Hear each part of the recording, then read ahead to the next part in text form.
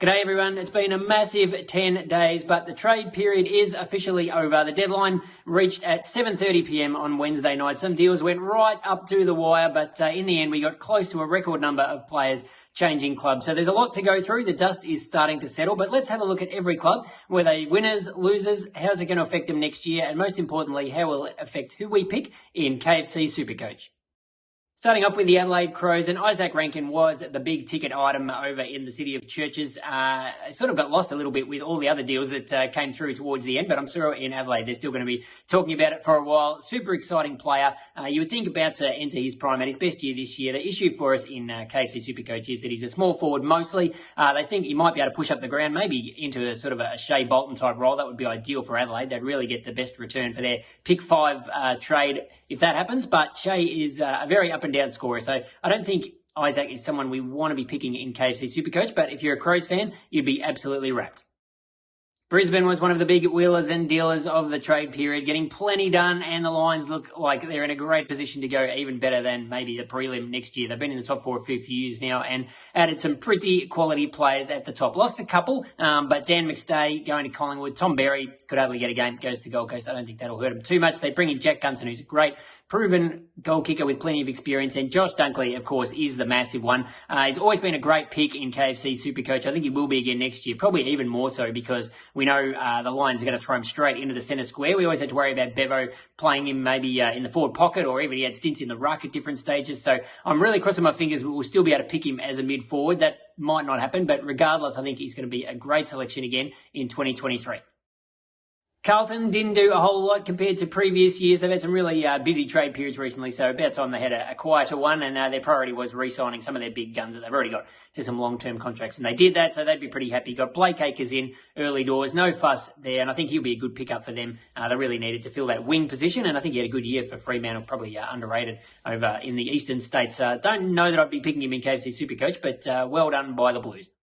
Collingwood, wowee, the Pies came out swinging and they got plenty of deals done. Sending Brodie Grundy to the Demons was obviously a massive one. We'll get to that shortly when we talk about Melbourne, but they also traded right at the death Ollie Henry to the Cats, and the ins were Dan McStay, Bobby Hill, Billy Frampton and Tom Mitchell. Now, Mitchell is the one that jumps out from a KFC SuperCoach perspective. We know he's been an uber premium scorer in the past, but has really dropped off the last couple of years, really just in the last season when, as a result of Sam Mitchell moving him pretty much out of the centre square. We know that's where he loves to play, and Sam decided that he wanted to give some more youth and Jai Newcomb and these guys time at the centre bouncers, so Tom Mitchell was playing off a half-forward flank and things like that, which just didn't really suit his game, so he'll be underpriced next year. The only thing is Collingwood's style is not really a high possession, sort of high SuperCoach scoring game style, but you think if Tom Mitchell is at the coalface for just about every centre bounce, he's going to get his hands on plenty of football. So clearances, tackles, we know he loves all that sort of stuff. So he's definitely one who will be on the short list for my team next year.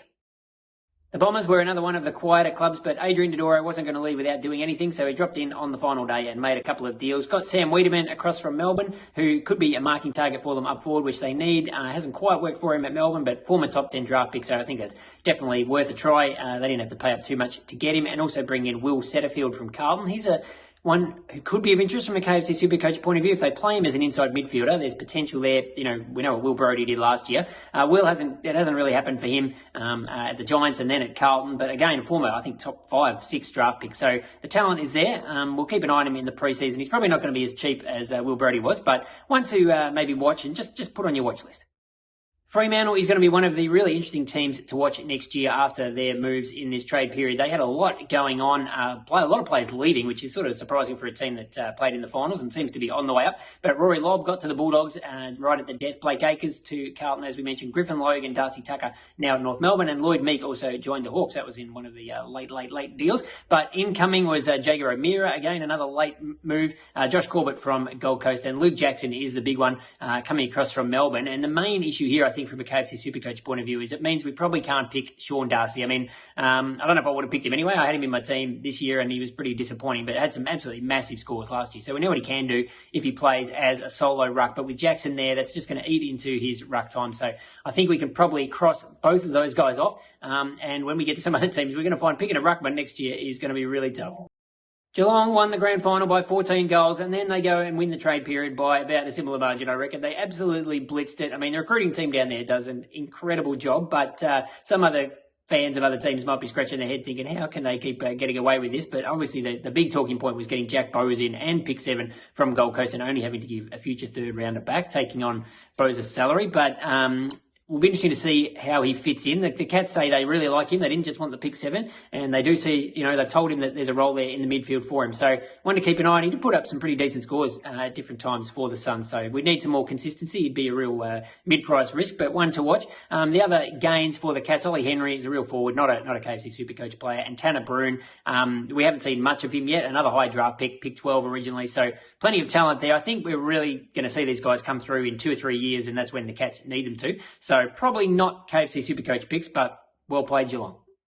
Over at the Giants, again, it was more of a case of players going out rather than coming in. They lost Tim Taranto, Jacob Hopper, Tanner Broon and Bobby Hill. Again, cleared a heap of salary cap space, so that will help them, hopefully, in future. The one in, though, is quite interesting. Toby Bedford, not a player we've seen a whole lot of, because when he was at Melbourne, I think in 10 games this year, he started as the medical sub, but he only got on in 2 of them. So never really got much of a chance. In those games, he only came on very late, so it resulted in, I think his average this year was about 20 or something. So he'll be extremely cheap next year. Could do worse than pick him as a rookie in the forward line. Forward rookies are always hard to find. So he's had a couple of years in the system, come across from a good club, and seems like the Giants have a spot there for him with Bobby Hill going out. So one to definitely put on your early draft of your KFC Supercoach team for next year.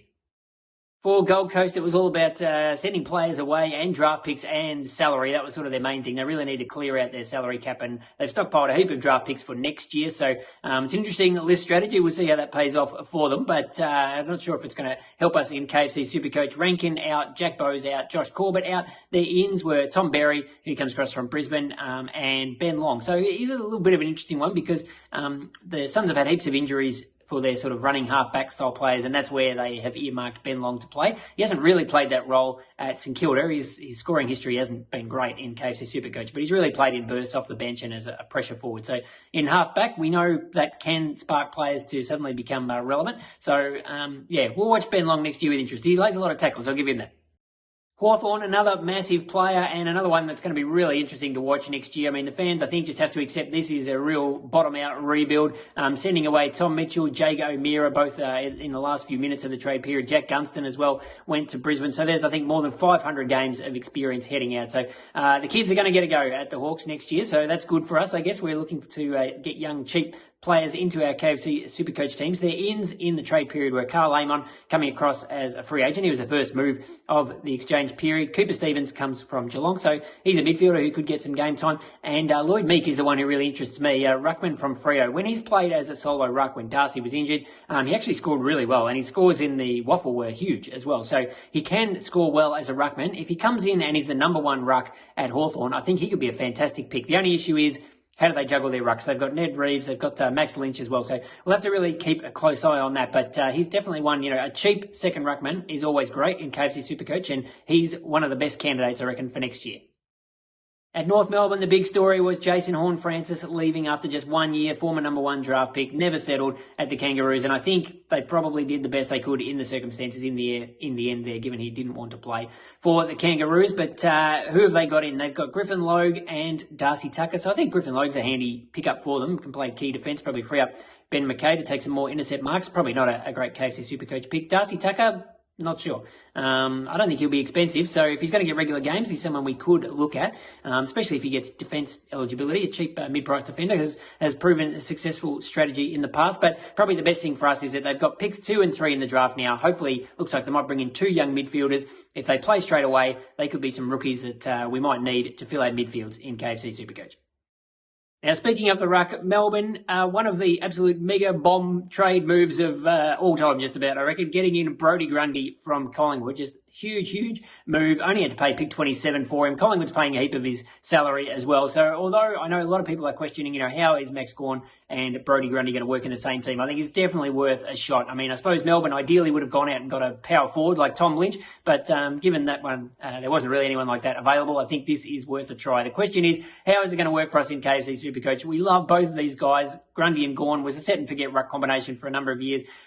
I don't think we can pick either of them now, which is a massive blow. The way they're talking, Grundy will probably play more in the ruck, but sharing the time with each other, it's hard to see how they can both average 130 points. So the ruck is going to be a really tricky spot next year. It's going to be a great talking point in the preseason, but I think we have to cross off Grundy, at least until we see how this is going to play out.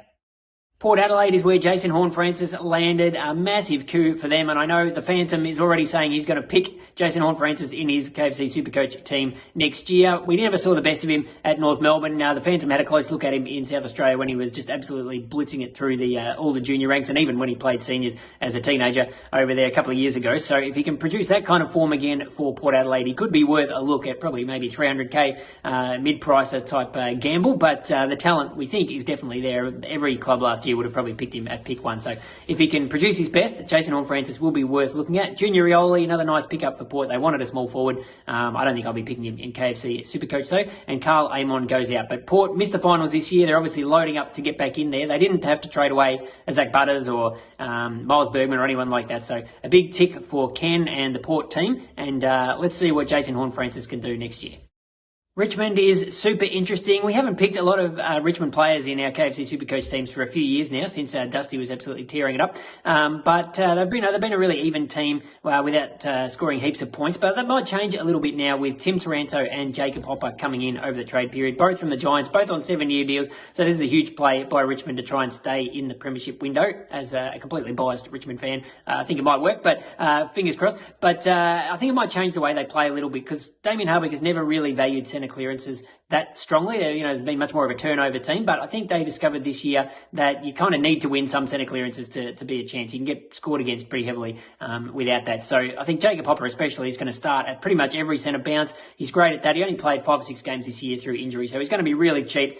He's averaged, I think his highest season average is about 97, so he'd have to do better than that to be a keeper, but he could definitely be a stepping stone in the midfield to make us a heap of money. And Tim Taranto, the watch is, will he get mid-forward status? If he's a forward again, I think I'm going to pick him. To the Saints, this won't take long. They only brought in Zane Cordy as a free agent and lost Ben Long, so I don't think I'm going to be picking Zane Cordy in KFC SuperCoach. Probably the most interesting aspect from St Kilda was Hunter Clark, who I think could be mid-pricer next year that we could consider, especially if he goes into the midfield. North was really keen on him, but the Saints didn't want to trade him, so hopefully that means they've got a really good role for him in mind next year. Sydney, similar, didn't do a whole lot. Just got Aaron Francis in. Now, we know what they did with Paddy McCartan, so you wouldn't totally rule out Aaron Francis suddenly becoming an absolute gun, but he hasn't really done much in his time at Essendon. So a bit of just a wait and see on them. I think the Swans have got plenty of other young players we can look at. So they'll be a good team in KFC SuperCoach. They'll be a very good team on the field, but maybe not so much from this year's trade period. West Coast gain Jaden Hunt, who can play on a wing. Lose Junior Rioli. I think we can pretty much move on from them. There's not a heap to talk about. But when we get to the Bulldogs, now this is super interesting. The Bulldogs got very, very active towards the end of the trade period yesterday. Sam Power just must have had faxes coming and going at a massive rate of knots to get all these deals done. So Rory Lobb came in at the last minute from Fremantle. So he'll back up Tim English in the ruck. How does that affect his scoring? Probably not great. Liam Jones as well as a intercept defender. His price will be fascinating actually after sitting out for a whole year. So we'll keep an eye on that. He can take some intercept marks, so wouldn't totally rule him out. Now out goes Josh Dunkley, Lockie Hunter, Josh Shackey, that was a bit of a left field one to the Demons, and Zane Cordy as well to the Saints. But so Dunkley going, Hunter going. Be really interesting to see what this does to the Bulldogs midfield. We know we've picked 3, 4, 5 Bulldogs midfielders in our teams in recent years, but Dunkley was sort of the real grunt player in there. So what does Bevo do? Does it mean Bont plays full-time mid? Does it mean Bailey Smith gets more midfield minutes? So it'll be a really, Treloar might suddenly come back into the mix. So I'll be watching the Bulldogs very closely for next year's preseason.